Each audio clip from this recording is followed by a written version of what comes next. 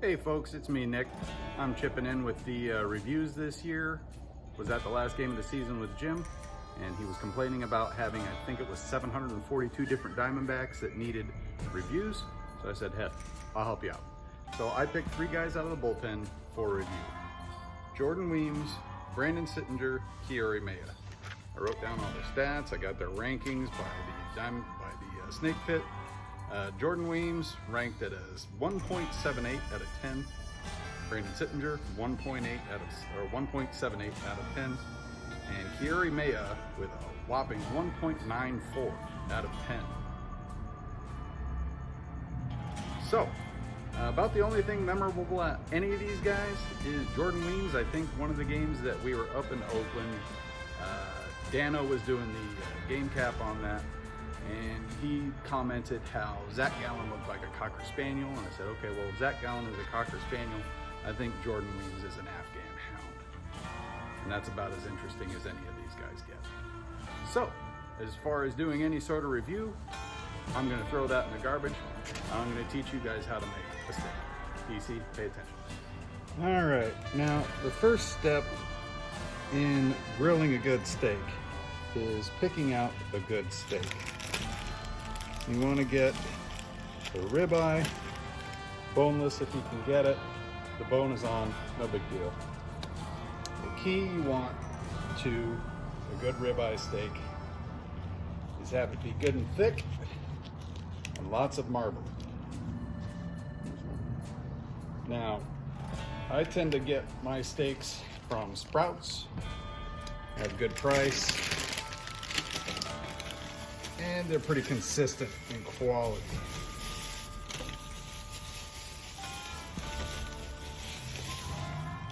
You want to get all that marbling in there, about an inch thick.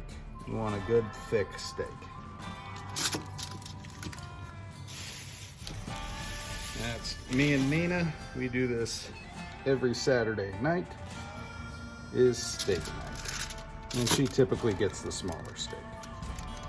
So that's what we're looking at. Now, in regards to seasoning, you need 2 things: salt and pepper, freshly ground. We use Himalayan sea salt, grind it up. If you don't have salt and pepper grinders, spend 20-30 bucks at Target and go buy some. You're an adult, eat like one. So, I'm going to salt and pepper these up, and you want to get both sides. Nina likes a little less pepper. I like a ton of it.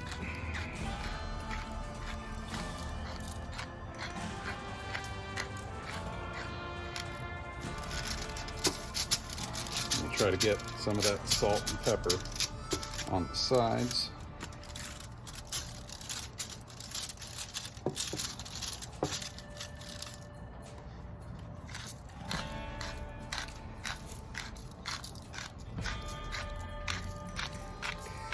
You want to use a lot of salt and pepper because a lot of it's just going to come off as you're grilling, but that's also where your crust is going to come from once we sear this. What we're doing is called a reverse sear. Now, if you've heard of like when they cook a steak in the oven, it's the same kind of deal where you sear both sides and then finish it off in the oven. We're just doing that backwards. We are going to take and put these in the smoker here, and we're going to smoke them for about an hour or until they reach an internal temperature of about 125. Now, I cook mine elevated. You get all that smoke all the way around, and you're going to want probes if you've got them. I use Inkbird probe.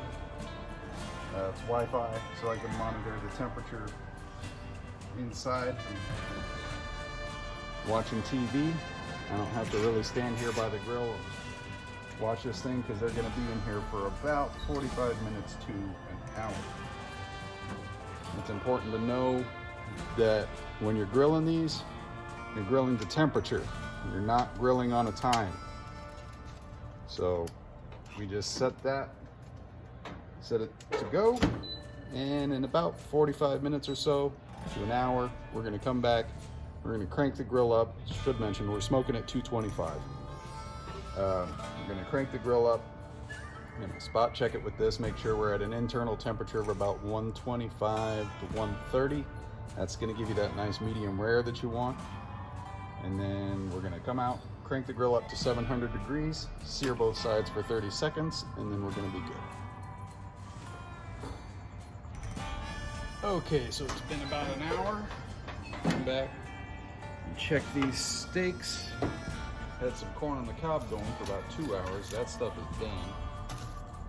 Get those out of there. These grill grates out.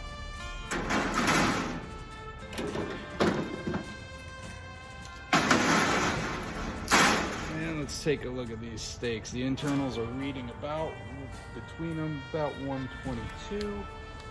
Check them with the instant pen. Yeah, 125, 121, 122, 122, 127, 133. All right, so that's right where we want to be. All right, take these probes out, set these steaks to the side, and we're gonna get this grill good and hot. And you see these steaks, kind of, they're already cooked. You could eat them, but you really want to get that sear on there to get that good crust, that everybody likes when they're eating steak. So what we're gonna do, I'm gonna close this bad boy back up for a few minutes. We're gonna crank this grill all the way up to 700 degrees, which is really freaking hot. Okay, so the grill is now 702 degrees. And we're gonna throw these bad boys on for about 30 seconds each side. You see some of the fire down in there. When we flip them over, you really see some fire.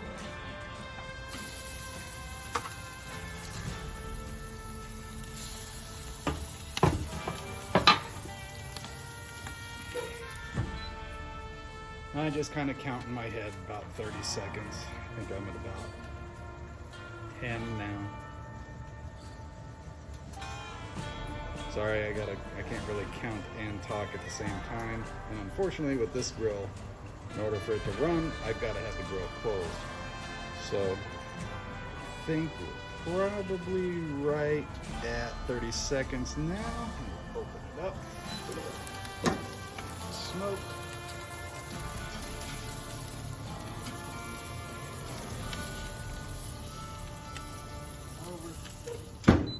Woo. Smoke in the eyes.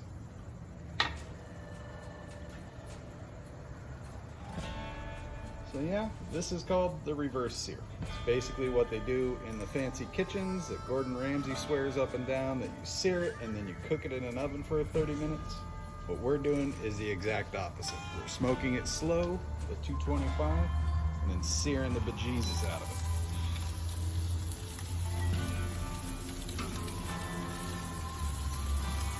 Get those fat edges on there real good, get them nice and crispy.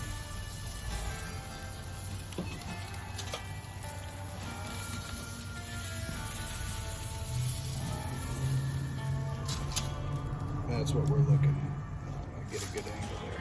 We'll show you in a second. We're gonna go inside, let these rest, and then we'll cut into it. All right, so moment of truth. My lovely bride Nina is operating my camera right now. And our steaks have been resting for 5 to 10 minutes. That's about as long. You want to let them rest. Usually the longer the better, but we're hungry. We want to eat. Resting is very important for a steak. This is what we look like just coming off the grill.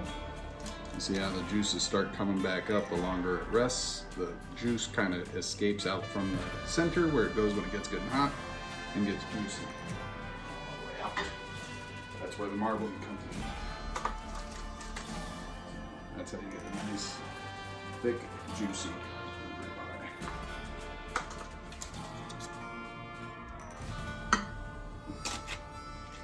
I'm going to go ahead and cut into this so we can get a good look on the inside.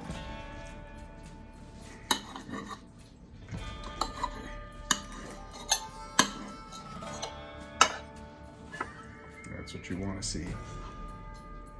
A nice pink juicy center. Might have overdone it just a little bit, but for our purposes here, that'll do fine. DC, I'm sure you're gagging in your mouth. But hey, some of us know how to cook steak, some of us don't. Enjoy.